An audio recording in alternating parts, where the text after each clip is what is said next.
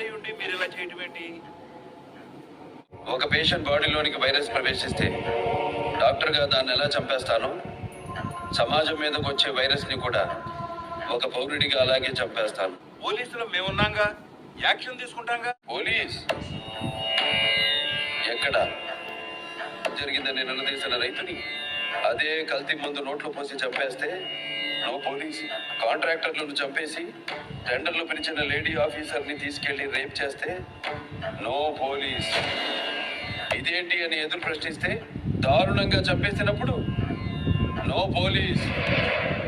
కల్తీ పాలకు 60 మంది పసి ప్రాణాలు గాలిలో కలిసిపోతే అయ్యా ఇది పరిస్థితి అని మొరపెట్టుకున్న తల్లిదండ్రులను ఓదార్చడానికి నో పోలీస్.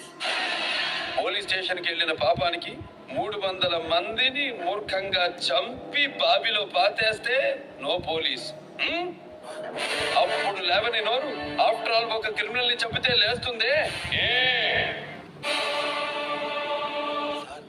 వాళ్ళు ఈ ఏరియాలో ఇలాగే పెద్ద ఫ్యామిలీ, మీకు తెలియందా? పెద్ద ఫ్యామిలీయా? అలాగా వద్దు. ఫ్యామిలీ చరిత్రల గురించి మాట్లాడొద్దు ఎస్పీ. చరిత్ర అంటే మాది. చరిత్ర సృష్టించాలన్నా మేమే, దాన్ని తిరగ రాయాలన్నా మేమే. వాళ్ళంతా బ్లడీ ఫూల్స్, మురత జాతి. నో మోర్ ఆర్గ్యుమెంట్స్ ఎస్పీ గారు. మీ దగ్గర దాయడానికి ఏమీ లేదు. క్లారిటీగా క్లియర్ గా చెప్తున్నా, తప్పు చేసిన వాడిని చంపేయడమే. No police.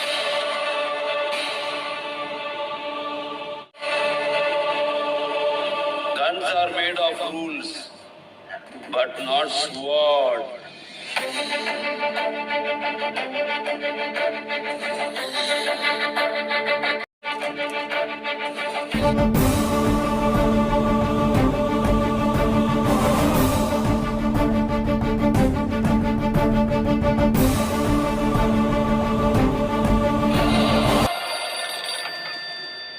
హలో అండ్ ఏం చేశావు?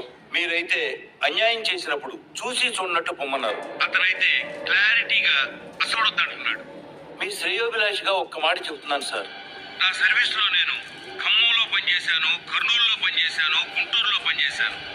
చాలా మందిని చూశాను, కానీ ఫస్ట్ టైం ఒక సింహాన్ని చూశాను సార్. నరసింహాన్ని చూశాను సార్.